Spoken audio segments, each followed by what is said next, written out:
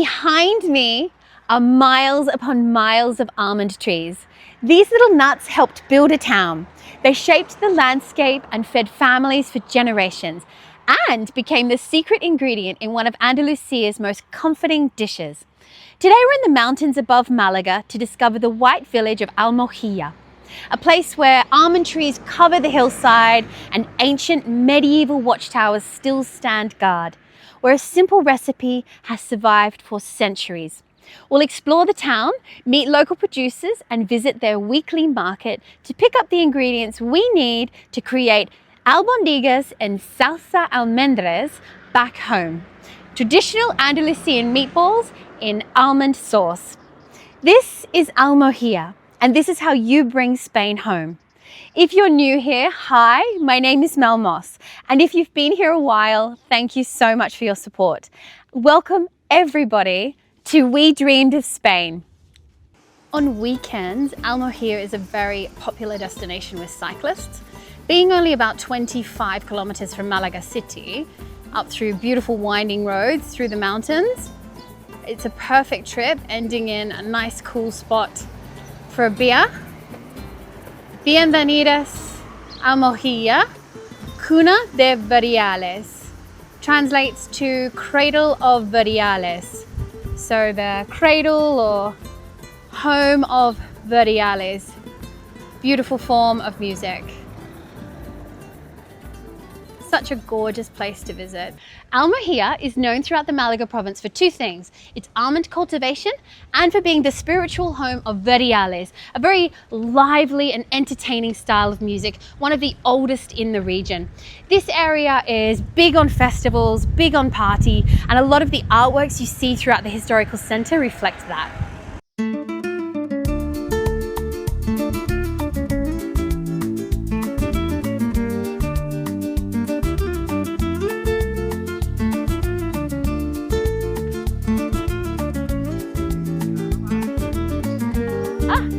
Almendras. Almendras? ¿Sí?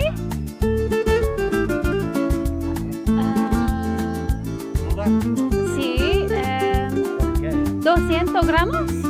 Gracias. Ah, perfecto. 40 y... muchas gracias. Ah, qué bien, muchas gracias.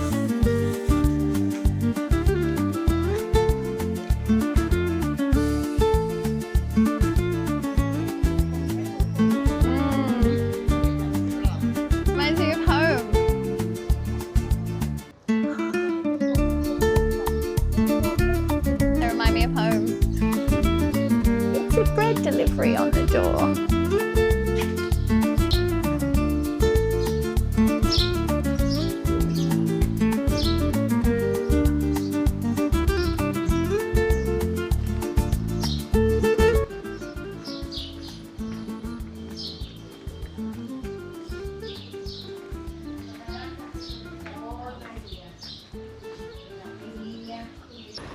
Little bit of a traffic jam here.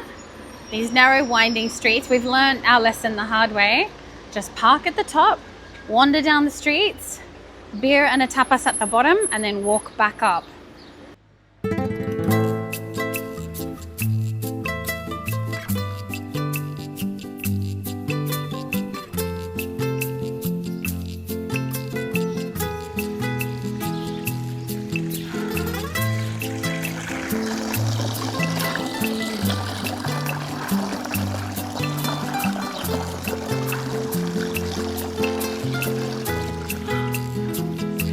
This is why we have fountains in Spain.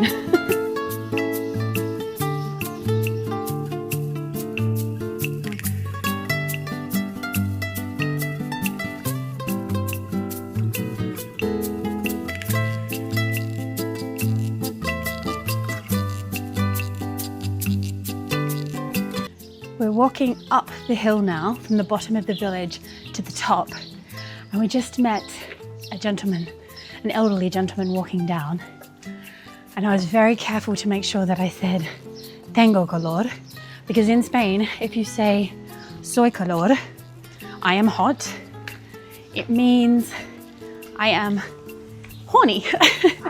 So when you're in Spain, you have to say tengo calor, which is I have heat. It doesn't make sense to an English speaker, but it makes sense to Spaniards. This is a sign in the local bread shop saying we have ice creams and cold drinks. It is very hot. Stopped in at this local tapas bar for a quick cool drink and for a little break before we resume our explorations of this beautiful village. Traditional tapas bar, beers and storage in the corner. It's very bright and clean, this one. Spanish music. A little bit of a bingo machine. Lovely patio outside with umbrellas. Really nice atmosphere. In today's tapas, we have some pork, mochia, blood sausage. There's a stew, salmorejo, and the seafood salads, prawn fritters, and some anchovies. Can you see the fortress, the flag waving above the town? That's where we're going.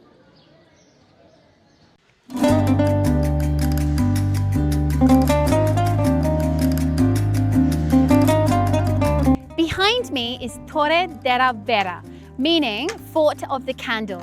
Built in the 14th century during the Nasrid dynasty, it was used during the Moorish rule to overlook the area as it's such a high vantage point.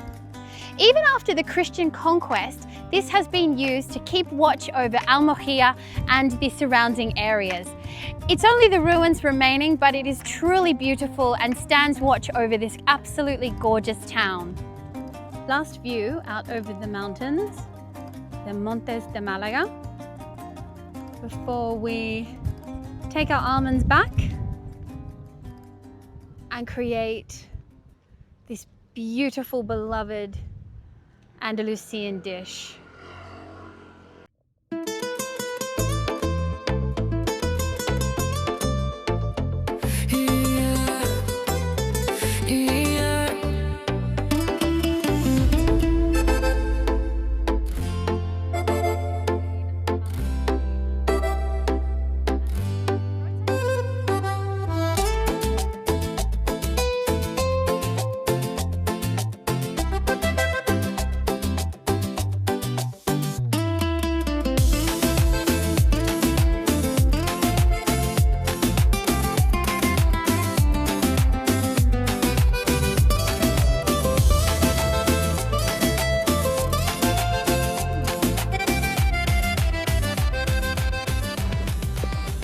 After confusing wine with butter, I have ordered a drink, so a manzanilla, not a mantequilla, to have with our albondigas con salsa almendras.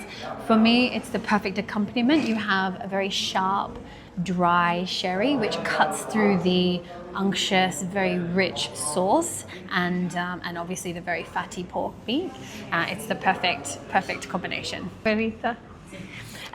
¿Es posible gazpacho andaluz? Sí. Ah, sí. Dos, por favor. ¿Con guarnición o solo en tubo? ¿Solo tubo? Sí. Vale. Dos. Albondigas con salsa almendras. Vale.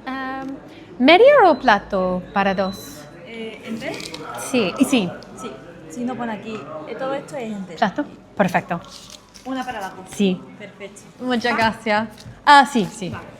I must say, this is the largest glass of manzanilla that I have ever been served.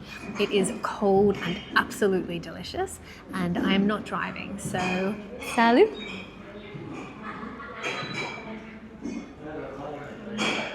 Perfect.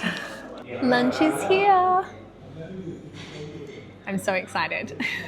Using almonds, tomatoes, pork, potatoes, everything from the local area. First bite of the albondigas con salsa almendras that we have been thinking about and waiting for all day.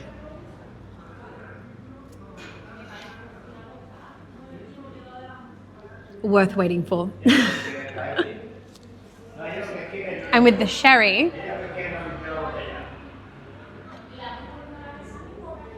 it really is perfect. You need that bitterness to cut through before your next bite.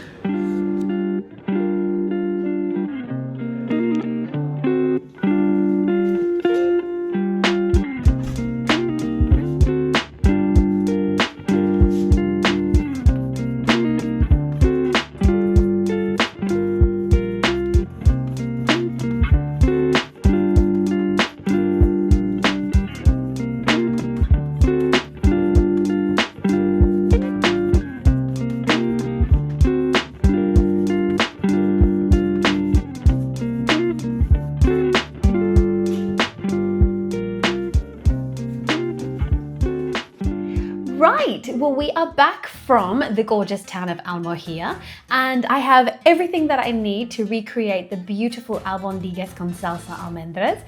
Everything is ready, let's get started. To make this recipe, you're going to need a combination of beef and pork mince. I had mine done fresh at my butcher, raw almonds, garlic, some stock. I'm using chicken stock that's homemade, but of course you can use whatever you like. Milk and some fresh bread to make some breadcrumbs to add into our meatballs. I'm using a paella seasoning to season up my meat.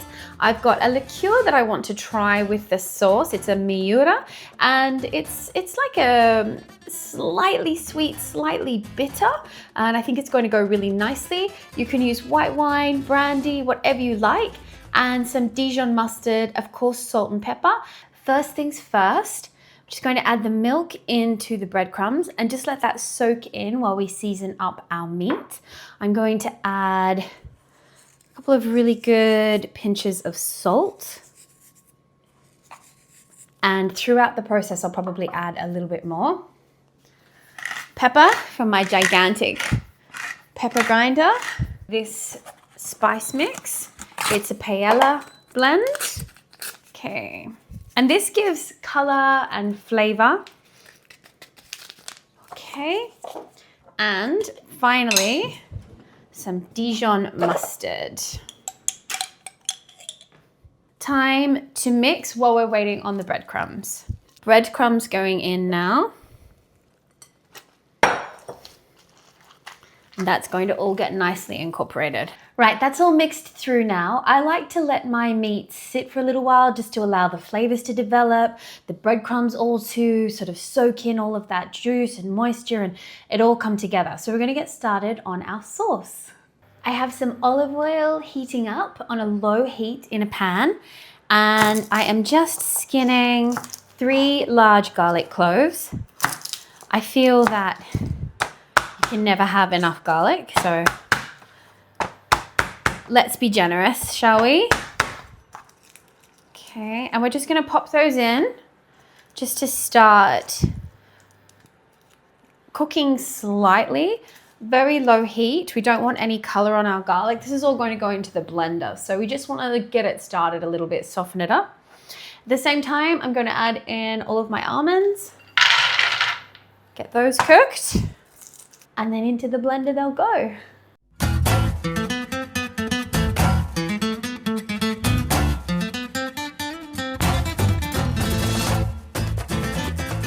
Our almonds and garlic have been blended up with a little bit of chicken stock just to help them get that really nice smooth consistency. And I'm now toasting off the paella spice con azafran, which is the Spanish word for saffron. And indeed, it does smell like saffron. This is a really good budget-friendly way to add saffron flavor into this sauce rather than finding the saffron threads. And I'm just toasting that in the residual oil from the nuts and the olive oil. And to that, now that it's fragrant, I'm gonna add this miura, liquor de hindas. So it's cherry liqueur, actually. Hindas is the word for cherries. I learned that in last week's market. This is going to be perfect for this. It's a little bit sweet, very, very sour. And yeah, this is going to work really well, actually. Pleased with this. If I can get it out of the bottle. There we go. So good splash of that. Could use brandy. White wine is definitely called for in the recipe.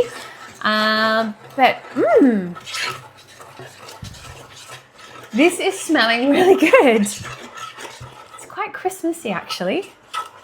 Precious, precious mix. As I am gently incorporating the liquor into the almonds, I'm also adding chicken stock. I've put the chicken stock into the blender just to capture the last bits of the almond paste. Nothing goes to waste. Just keeping this on a very low heat, mixing it all through. At this stage, it's quite a nice consistency. It's like a thick cream. Last job, and definitely not my favorite, is to create our meatballs from this mix. I like my meatballs to be quite big, and I'll serve sort of 2 or 3 in a serving. I find they stay juicier and more moist when they're larger, so mine is sort of in between a golf ball and a tennis ball size. Now, most recipes state that you cook the meatballs in the fry pan before you cook the sauce. But I'm going to show you how I make my meatballs as trouble-free, particularly on a school night when I have a million other things to do than to watch over meatballs and turn them. This is how I've been cooking them for a few years now, and they never fail to be the most perfect golden brown meatballs.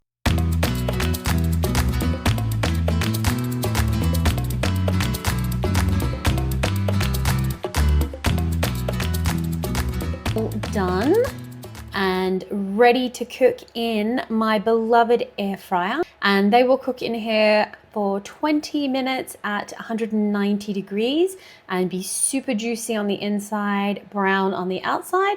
And then I'll finish them off in this gorgeous sauce that is slowly bubbling away. I've just added a little bit more stock and it's actually cooking really nicely. The nuts are becoming slightly more toasty and cooked, and the sauce is taking on a flavor of its own. I might hit it with a little bit more liqueur because why not? And it will be a magnificent vehicle for our meatballs. Well, I think you can safely see why I no longer cook meatballs on the stovetop and instead use the air fryer. Beautifully brown, evenly cooked, juicy on the inside, clean cooking surface, my lovely little air fryer over there. All that's left to do now is the husband taste test. It is now time for the husband test. Dave is unfailingly honest when he critiques my food. So rather than me tasting it on camera, I'm going to get him to try it and let you know what he thinks. Off you go, baby.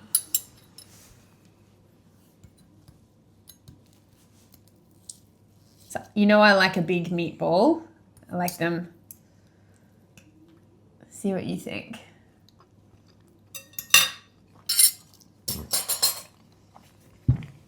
Be honest.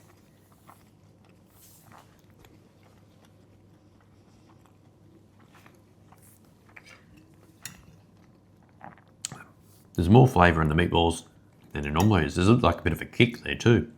Yeah, so we put, do you remember we put the Dijon in, but also we used, you know the seasoning for paella that I buy and it's got saffron in it? So in the recipes, it calls to put that in the sauce, which we did, but I also put them in the meatball as well. And it's given the meatballs a really nice flavour and colour. Sorry, hungry. Right. Let me have a taste. All right. The meatball's nice and juicy. That's why I make them bigger. I think, so Look. the sauce is really flavourful, and that's in the bars. They usually have really well flavoured sauce, but I think they probably blitz theirs. So normally it's really, really thin, but this is thick. You can actually taste bits in it, which I think is nicer. Yeah. And you can eat the meatballs by themselves. You don't even need the sauce. You eat the sauce by itself. Yeah, it's nice and thick. So I left the skins on the almonds. There's recipes that call for both. And it'd be interesting to see if you used a skinned almond, if it would be different. But I actually like the thickness of this and the flavour. It's good. And this is the liquor I used. So it's the cherry liquor. It's what we had. I didn't want to get a whole bottle of wine. Is that in the meatballs or is that in the sauce? That's in the sauce. Right. Yeah, because the sauces, you want the sauce to be really strong flavoured, because that's what they do in the bars here, and that's what this is. But this is more, not so much liquid, there's more to it. It's like a gravy. It's like a really thick gravy. Normally you can't put it on a fork. Normally you need a spoon. Yeah. Back on it, so. The sauce is more almost like a meal in itself. See, it's really thick. It's sticking to the bread. It's like a really thick gravy. They don't taste like normal meatballs. I love that. They taste, I'd say they've got more flavour than your normal ones in the bars do. Yeah, it's definitely the seasoning and the Dijon in there. So I used a sachet in each, the sauce and the meatballs. Yeah, and I would definitely do that again. The meatballs are bigger than they normally are. And they're drier on the outside, because I'm guessing you've been sitting there for a little bit after making them. But I guess also in the bars, they're sitting in, not quite bain-maries, but they're sitting in those type of tubs, aren't they? So they're sitting in the sauce. Yeah. And it's more like a liquidy sauce. Yeah. Yes, this has been sitting waiting for Dave to finish his meeting. So this is our lunch. And I was saying the meatballs are done in the air fryer, which makes them really nice and brown. But like the kitchen and the house doesn't smell like cooking meat. We live in an apartment. And if you like fry meat in apartments, you're left with that smell all day where there's nothing. When you use an air fryer, like you can't actually smell it. So we've got this beautiful dish, but we've not Taste got that. the mustard now. Can you? Oh, so good.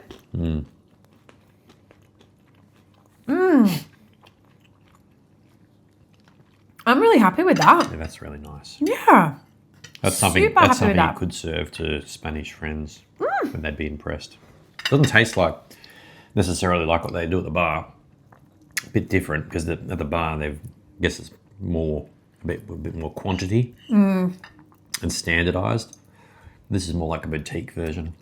Yeah, definitely wanting to put my own spin on things and my own interpretation, because culturally it's been handed down forever. But, you know, this is my home, and also I'm cooking for the family. So I need to, you know, cook in an air fryer because it means I can get other things done at the same time. So all of these recipes are my spin on things. And so to know that you like that, I'm really happy with that. Delicious. Because you've made meatballs before, but these are more flavoursome than normal. So good. Yum. The rest is yours, baby. That's your lunch. For letting me have these. There you go. Hope you enjoyed that. Thank you so much for watching. Really enjoyed making this one and exploring the town. Let me know if you love this kind of video or anything else that you want to see. I'd love to have you stick around, subscribe to the channel, and check the description. It's got all of the ingredients that we needed and some more information about the channel and me and the family and our journey. And love to see you in the next video. Thanks again for watching. Bye.